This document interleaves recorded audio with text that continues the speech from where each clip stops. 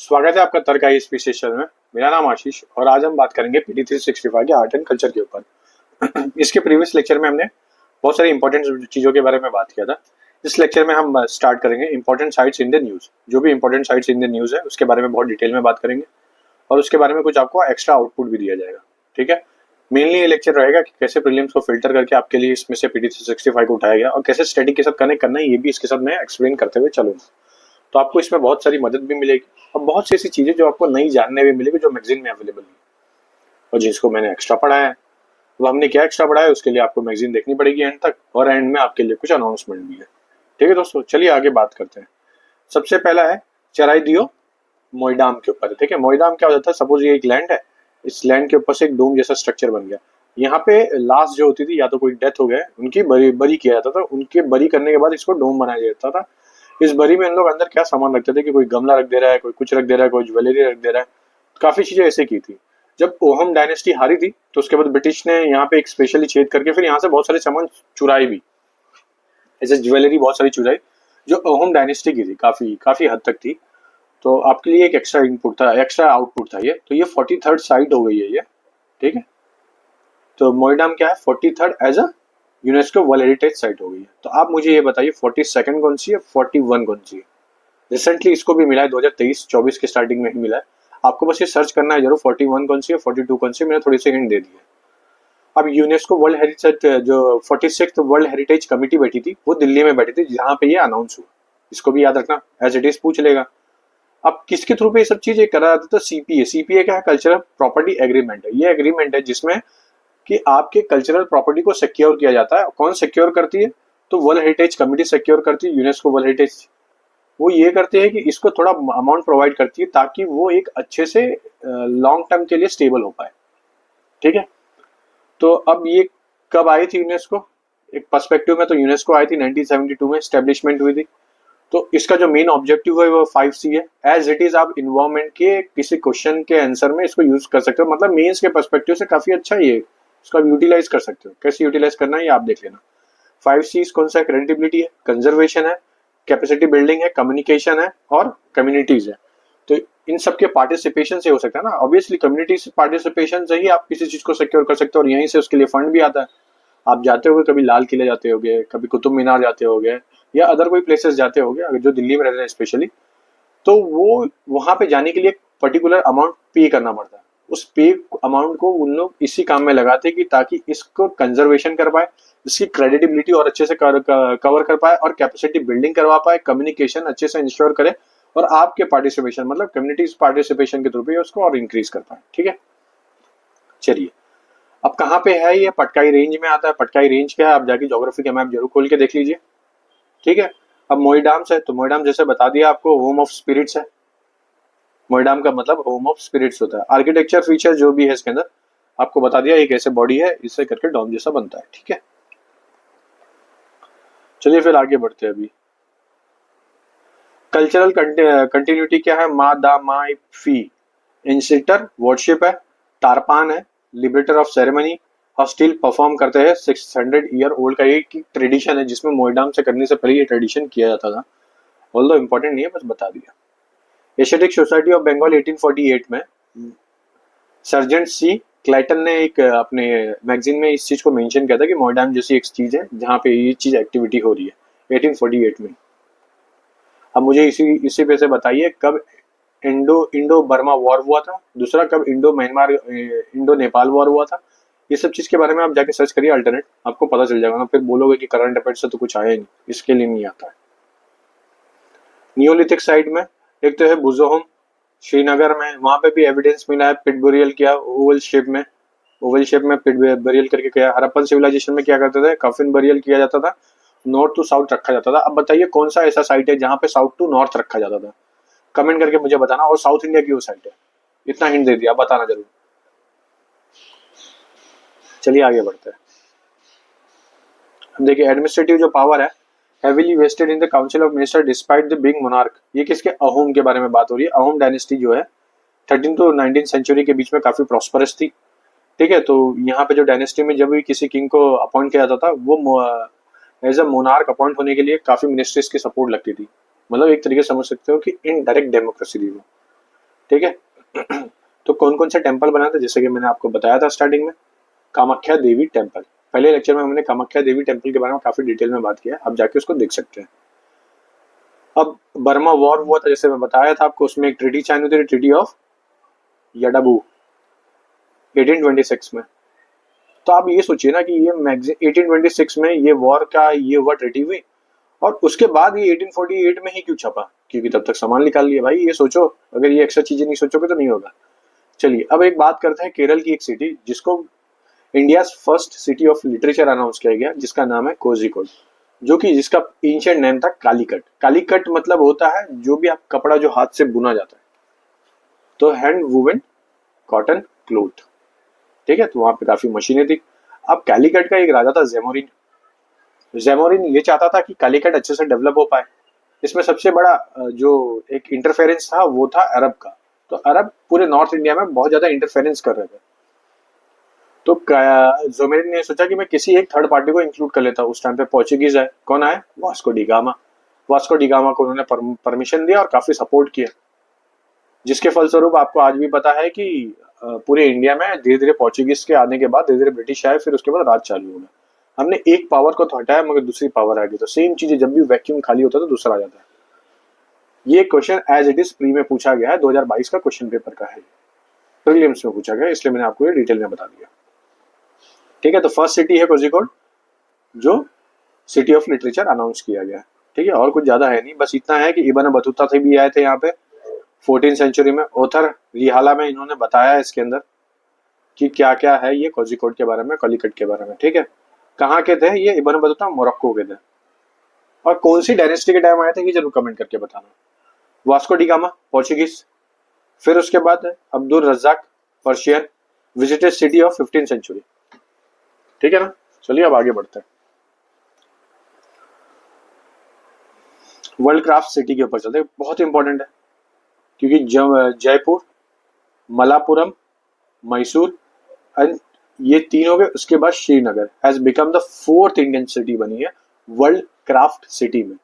ठीक है, अब ये वर्ल्ड क्राफ्ट सिटी को जो टैग जो भी देता है वो टैग देने वाली एजेंसी है वर्ल्ड क्राफ्ट काउंसिल इंटरनेशनल। ये टैग देते हैं कि ये सिटी अब वर्ल्ड क्राफ्ट सिटी बन गई, same as it is UNESCO की जैसे ही मिलती जुलती इसकी भी है मोटिव है।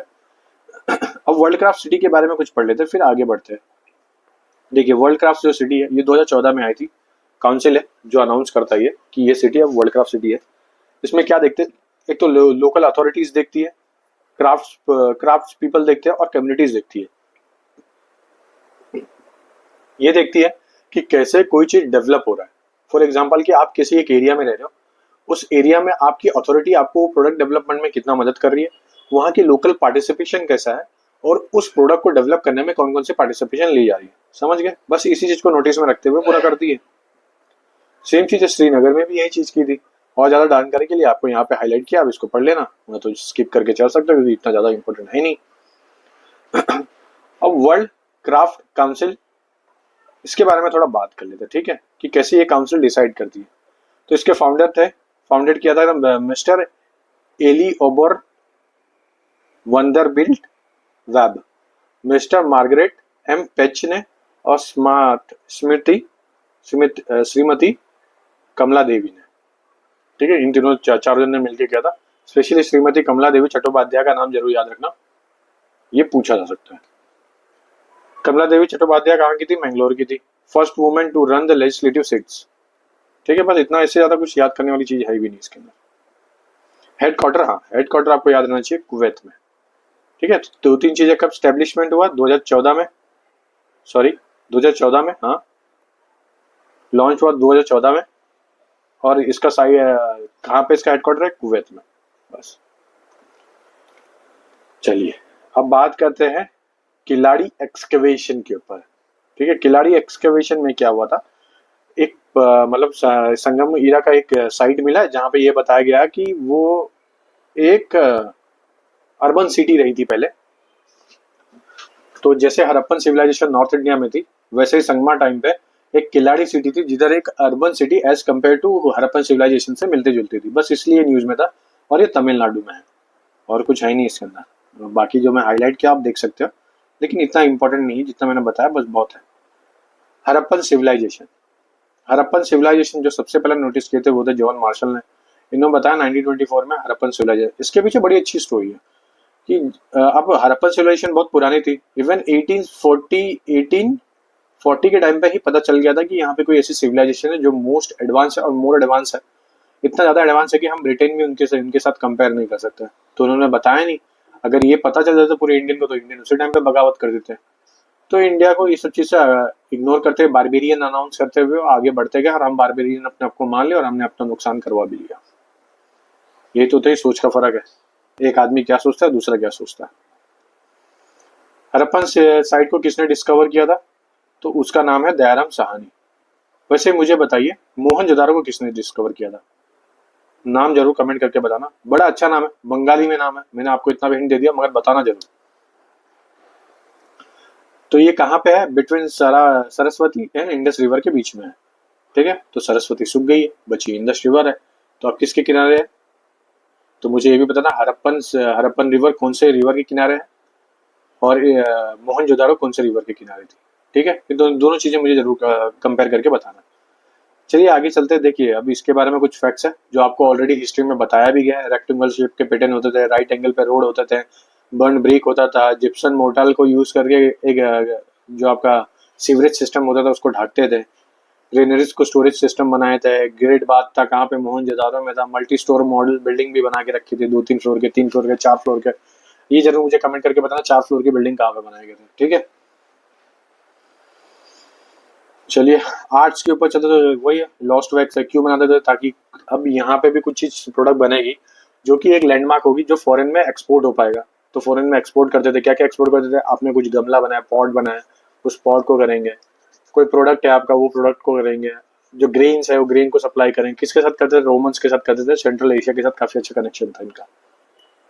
ठीक है, चलिए देखिए इंपॉर्टेंट आईवीसी साइट ये आपको दिख रहा है एज इट इज। ये मैप बड़ा इंपॉर्टेंट है, मगर मेरा जो पर्सनल राय है उसमें ये है कि 12th की एक एनसीईआरटी है न्यू वाली, उसमें ऐसा मैप बना के अच्छे से बताया है, रिवर के साथ बताया। तो आप उसको जरूर डाउनलोड कर लीजिए, फोटो खींच लीजिए, अपने टैबलेट पे रखिए, किसी पे भी रखिए, मत कर लीजिए। अगर एक भी क्वेश्चन आ गया ना वहां से, जिंदगी भर होगा।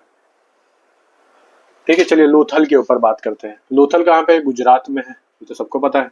लोथल कौन से रिवर के किनारे है ये भी मुझे बताना। और लोथल का सिग्निफिकेंस किस लिए रहा है? क्योंकि नेशनल मैरीटाइम हेरिटेज कॉम्प्लेक्स बनाया गया। क्यों? क्योंकि बहुत पहले यहाँ पे भूकंप आया था। तो एज अ भूकंप के पर्सपेक्टिव से इसको एक बड़ा हेरिटेज अनाउंस कर दिया गया। इंडस वैली सिविलाइजेशन का था ये। तो यहाँ पे ये रही रिवर का नाम, भोगोवा एंड साबरमती रिवर। ठीक है, अगर भोगोवा दिया तो भोगोवा मान, अगर साबरमती दिया तो साबरमती मान। अगर दोनों दिया है ऑप्शन में तो भगोवा मान के आना, बता दे रहा हूँ पहले। चलिए बात करते हैं नेशनल मैरीटाइम हेरिटेज कॉम्प्लेक्स के बारे में। ये क्या है? Knowledge of tides, wind and other न्यूटिकल factor जो होती है उसको ये एड्रेस करती है। ठीक है, अब ये क्या? India rich maritime heritage from the ancient time to present time को इसको ये सिक्योर करती है। अबाउट इंडियाज मैरीटाइम हेरिटेज, तो ये एक तो है नहीं आईवीसी की, और एक थी मेसोपोटामिया। मेसोपोटामिया जो थी ये डायनेस्टी यहाँ से पूरा इंपोर्ट करवाती थी आईवीसी, और आईवीसी यहाँ पे एक्सपोर्ट करती थी किसके थ्रू पे? मैरीटाइम के थ्रू पे। तो काफी मैरीटाइम का सिग्निफिकेंस भी रहा है। अब first ever recorded instance of a navy world की जो है ये रिकॉर्ड हुई थी नंदा डायनेस्टी और मौर्य डायनेस्टी, ये दोनों जन ने नेवी सबसे पहली बनाई थी। किसने अपने सिक्के पे सबसे पहला नेवी को दिखाया था? वो थे सातवाहन। ठीक है, जरूर याद रखना, दोनों पॉइंट बहुत जरूरी है। नेवी के बारे में, जो एक्सपोर्ट इंपोर्ट के बारे में सबसे पहला जो बात किए थे वो थे नंदा और मौर्यन डायनेस्टी। फिर उसके बाद किसने अपने सिक्के पे नेवी का एज ए डायग्राम बनाया था? वो थे सातवाहन। और बाकी अंडर शिवाजी के टाइम पे तो बहुत ज्यादा डेवलप हो गया था, क्योंकि उन्होंने फोर्टिफाइड कर दिया था, फोर्टिफिकेशन भी करना चालू कर दिया था, एज ए टैक्स लेने लग गए थे। तो उसके वजह से काफी ज्यादा एक प्रॉस्परस के थ्रू पे चलने लग गया था। और तो चोला के टाइम पे उनकी नेवल पावर बहुत ज्यादा स्ट्रांग थी। इवन साउथ ईस्ट एशिया में या तो पूरे वर्ल्ड में सेकंड रैंक पे या तो थर्ड रैंक पे आती थी। बहुत पावरफुल हो गए थे चोला एज ए नेवल पावर में। ठीक है, चलिए आगे बढ़ते हैं। अब बात करते हैं अदर साइड्स इन न्यूज के ऊपर। ठीक है, 2 मिनट दोस्तों।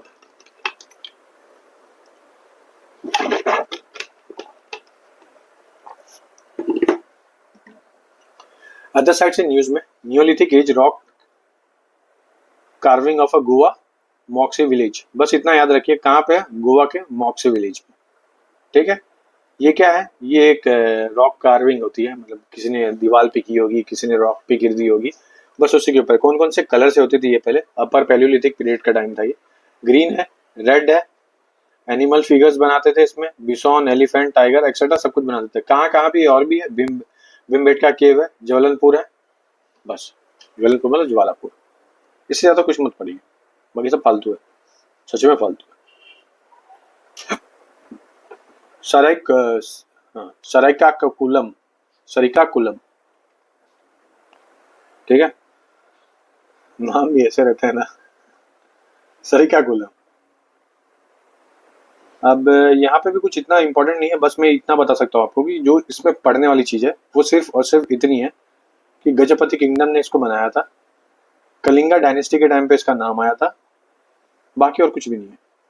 हाँ, यहाँ पे एक फोटो दिया है, फोटो देख सकते हो, और कौन से स्टेट से आप ये देख सकते हो, बाकी और कुछ नहीं है। New archaeological sites in Telangana, ठीक है, कौन सी है ये साइट जो डिस्कवरी है? उसका नाम है दमरातगो। ये एक रॉक कट साइट है, रॉक आर्ट यहाँ पे बने हैं। दूसरा है द्वार लबांडा मूला, द्वार लबांडा मूला, ये दो है, दोनों काफी इंपॉर्टेंट है, बस इसको एज इट इज याद कर लीजिए। कहाँ पे है? तेलंगाना में, बस। फिर चालू होता है फानीगिरी, ये कहाँ पे? तेलंगाना में, फानीगिरी। ये क्या है? कॉइन होवर्ड एट फानीगिरी शाइट इन सूर्यपेट डिस्ट्रिक्ट, तेलंगाना में मिला है। कौन सी डायनेस्टी के टाइम पे था? ये था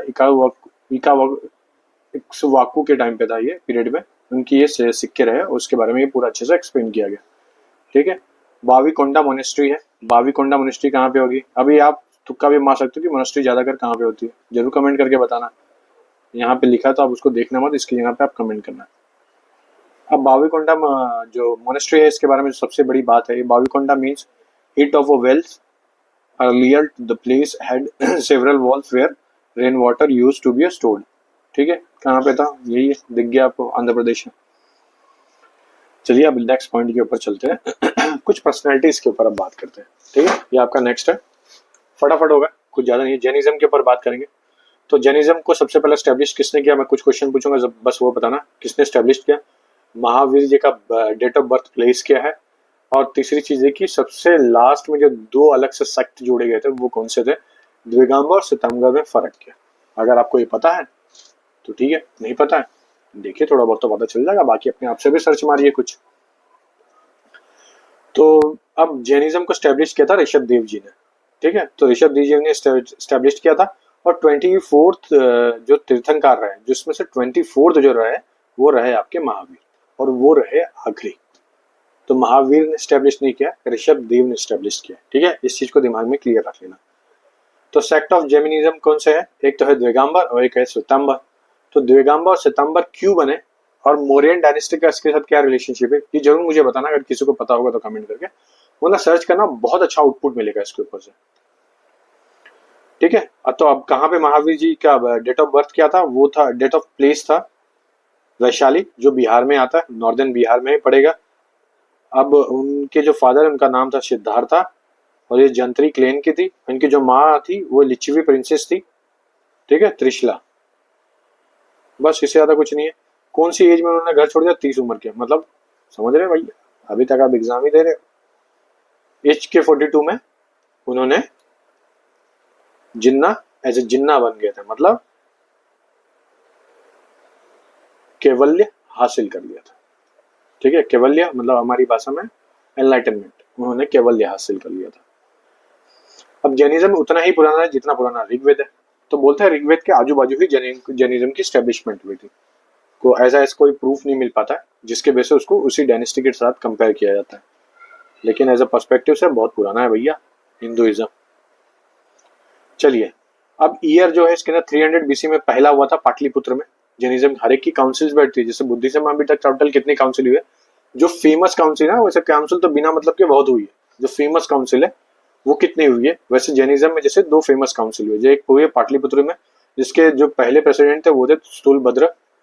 तो कंप्लाइंस महावीरा टीचिंग 12 अंगाज होते थे। इस 12 अंगाज में से बताइए क्या पंचशील था? और अंगाज का मतलब क्या होता है? अंगास का मतलब होता है टीचिंग, फिलोसॉफी। फिर दूसरा आता 512 में वेल्लभी में देवरी दी गानी ने इसको किया था, और यहाँ पे 12th lost in the time, और इसके बाद महावीर टीचिंग का जो था इसमें से 11 अंगास थे और 12वां घूम गया था। ठीक है, चलिए आगे बढ़ते हैं। देवी अहिल्याबाई होलकर, ठीक है। अब इनका नाम इसलिए ज्यादा फेमस है, एक तो होल जो इनके फादर इन लॉ थे, मतलब ससुर, मल्हार राव होलकर, जिन्होंने होलकर डायनेस्टी की स्टैब्लिशमेंट की थी। ऐसे शिवाजी के अंदर होलकर डायनेस्टी और अदर डायनेस्टी भी धीरे धीरे ग्रोथ होने लगी थी और उनका सिग्निफिकेंस इंक्रीज होने लग गया था। जैसे ही शिवाजी की डेथ हुई तो ये सब अपने आप में सेग्रीगेट होने लग गए थे। जैसे उनकी देवी अहिल्याबाई होलकर की जैसे उनकी पति की डेथ होती है, अब इनके ससुर जी बहुत बुढ़े हो गए तो उन्होंने अपनी डायनेस्टी को अपने हाथों से संभाला। अब इनका नाम इसलिए बहुत ज्यादा न्यूज में रहता है क्योंकि उन्होंने काशी विश्वनाथ टेम्पल को रीडेवलपमेंट में डाला था, अच्छे से बनाया। सोमनाथ टेम्पल को अच्छे से रीडेवलप करवाया, जितने भी अदर इन्वेडर थे जिन्होंने आके इसको डिस्ट्रॉय किया था उन सब चीजों को इन्होंने रिपेयर करते हुए गए। ठीक है, और इन्हीं के बारे में जो अच्छे से डिटेल में बताया था वो बताया था अल बरूनी ने। तो अल बरूनी ने काफी डिटेल में बताया है कौन है देवी अहिल्याबाई होलकर। ठीक है, जो इंपॉर्टेंट थे मैंने बता दिया आपको। कौन से बैटल में इन्वॉल्व थी, तो बैटल ऑफ कुंभेर 1756 में। ठीक है, जरूर याद रखना, बैटल ऑफ कुंभेर कुंभेर। अब पेट्रोनाइज्ड आर्ट कौन कौन सा था, मोरोपंत था और शाहिर आनंद फंडी। ये दो जन है जो उनके टाइम पे एक उनके कोर्ट में आर्टिस्ट है जिन्होंने अलग अलग ड्राइंग के तौर पे अलग अलग चीजें एक्सप्लेन की है। ये इधर लास्ट का पॉइंट है जो बहुत इंपॉर्टेंट था, उसको देख लेना। माधवराव जो थे defeat with in battle of Mahidpur, जो treaty of Mandsaur was signed 1818 में। कौन सा ये था वॉर, ये थर्ड एंग्लो मराठा वॉर था।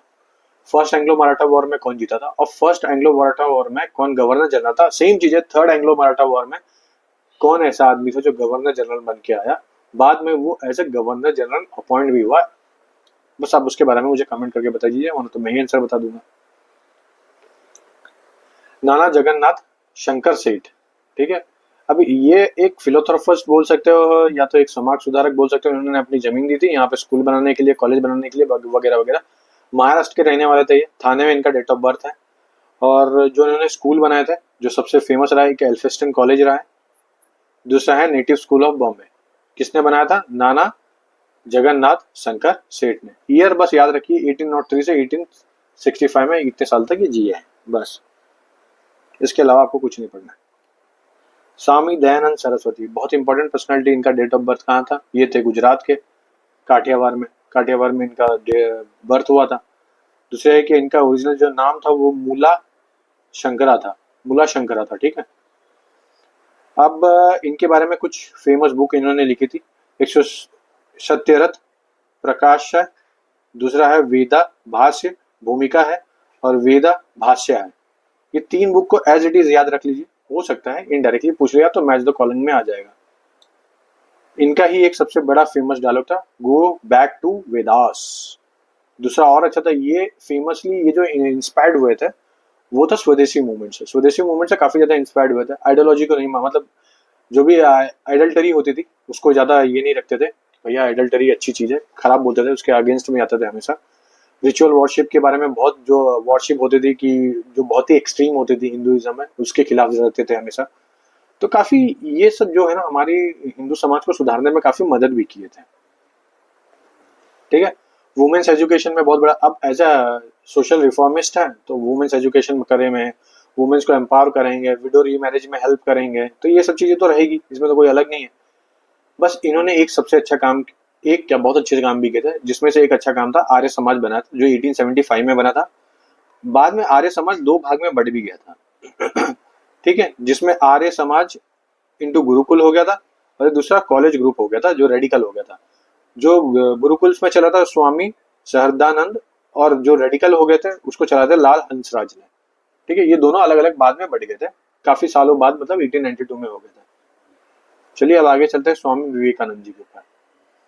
अब ये सोचिए, ये एक ऐसी पर्सनैलिटी रहे जिनका बर्थ तो हुआ है बंगाल में, लेकिन इनका स्टेचू कहाँ पे, जहाँ पे अभी प्राइम मिनिस्टर गए थे, वो है तमिलनाडु। इंडिया की एज ए कल्चरल डाइवर्सिटी यहीं से पता चलती है कि एक जो आदमी है जिनका डेट ऑफ बर्थ बंगाल में हुआ मगर उनका स्टेचू बन रहा है तमिलनाडु में, तो उनका एक सिग्निफिकेंस खुद में बहुत है। एज ए नॉलेज के बाद में नॉलेज के नाम पे इनको जाना जाता है। 12th Jain national youth day मनाया जाता है, ठीक है। तो अब यहाँ पे प्रोमिनेंट डिसाइपल्स कौन थे इसके इनके, एक तो थी अपना सिस्टर निवेदिता, इनका नाम जरूर याद रखना, सिस्टर निवेदिता, ठीक है। चलिए अब यूएस में गए थे 1893 में। इस 1893 में रिलीजियस शिकागो समिट हो रही थी वर्ल्ड पार्लियामेंट की, तो वहां पे जाके उन्होंने अपने स्पीच को दिया था, ठीक है। और उन्होंने बताया था कि क्यों हिंदुइज्म एज ए ग्रेट है, तो उन्होंने एज ए हिंदुइज्म को बढ़ाने में सबसे बड़ा हाथ किया था।